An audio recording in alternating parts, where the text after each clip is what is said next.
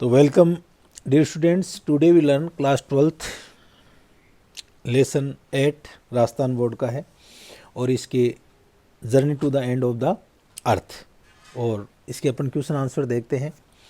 तो सबसे पहले A state whether the following statement are true और false, write T for true and F for false. हमको जो सही स्टेटमेंट है उसके लिए टी लिखना है और गलत के लिए एफ लिखना है। तो पहला है Antarctica and India were once a part of same land mass. Antarctica और इंडिया हैं वो एक ही लैंड मास यानी भूखंड के भाग थे। तो ये ट्रू है, बिल्कुल अपन को ये लेसन पढ़ने के बाद में इसका मालूम चल जाता है कि ये आंसर सही है। सेकंड अपना स्टेटमेंट है photosynthesis is not critical for survival of marine animal in Antarctica. Marine समुद्री को बोलते हैं। तो प्रकाश संश्लेषण की जो क्रिया है वो गहन नहीं है survival of marine animals in Antarctica. जो मेरीन समुद्री प्राणी है अंटार्कटिका के उनके लिए तो वो बहुत ही गहन है वहाँ पर, तो ये फॉल्स आ जाएगा। थर्ड देखो इकोसिस्टम एंड बायोडाइवर्सिटी यानी इकोसिस्टम जैव मंडल और जैव तंत्र और जैव विविधता in Antarctica are very complex. वो अंटार्कटिका के अंदर बहुत ही जटिल है, तो ये भी फॉल्स आ जाएगा क्योंकि वहाँ इकोसिस्टम और बायोडाइवर्सिटी है वो बहुत ही सिंपल है।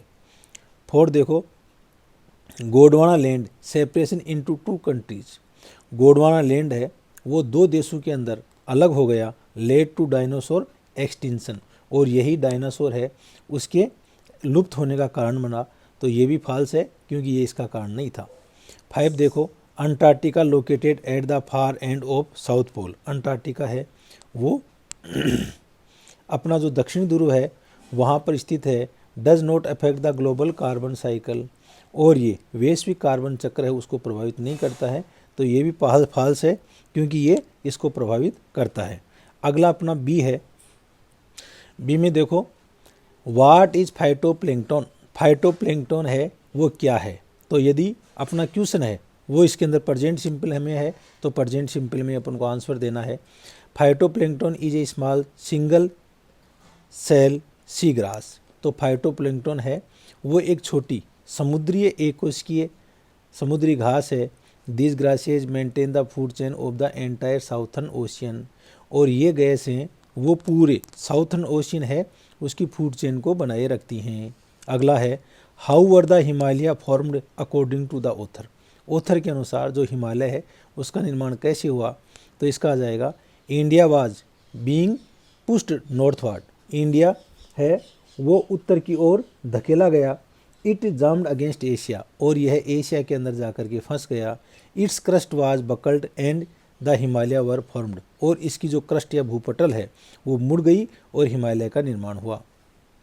क्वेश्चन नंबर 3 देखो what does the author compare stretching and sunning of crabeater seals stretching to ठू।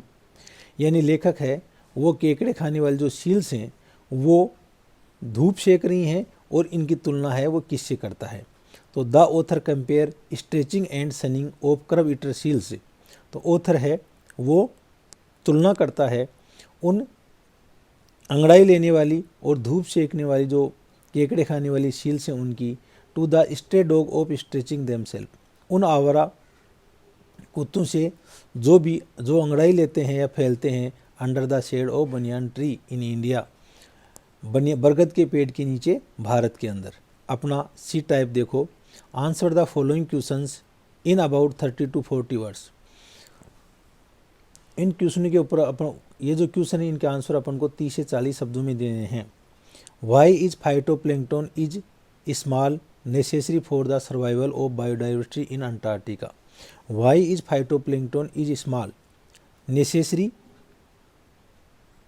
क्वेश्चन है why is phytoplankton is necessary for the survival of biodiversity in Antarctica.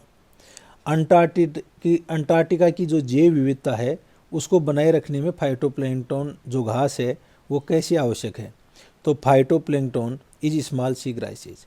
Phytoplankton है वो एक छोटी समुद्री घास है।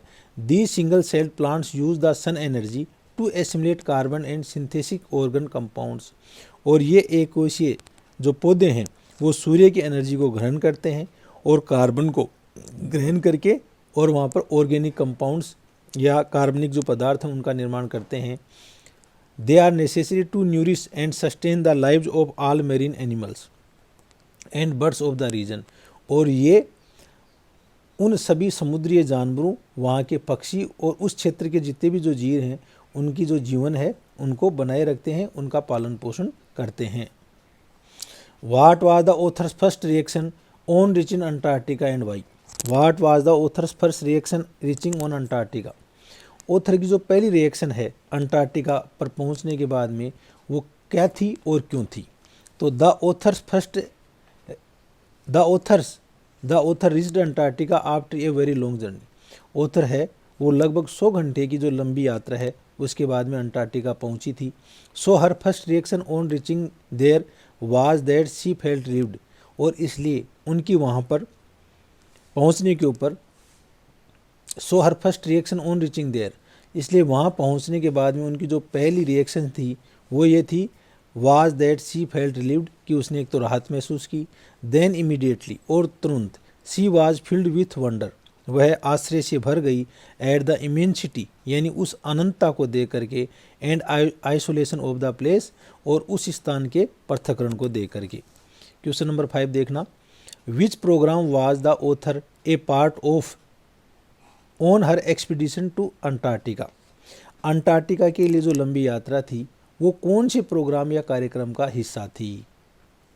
तो इसका आंसर आ जाएगा the author on her expedition to Antarctica, जब लेखिका अपनी जो यात्रा अंटार्कटिका के ऊपर थी, was a part of the student on ice program, वो स्टूडेंट ऑन आइस प्रोग्राम है वो उसका एक हिस्सा थी।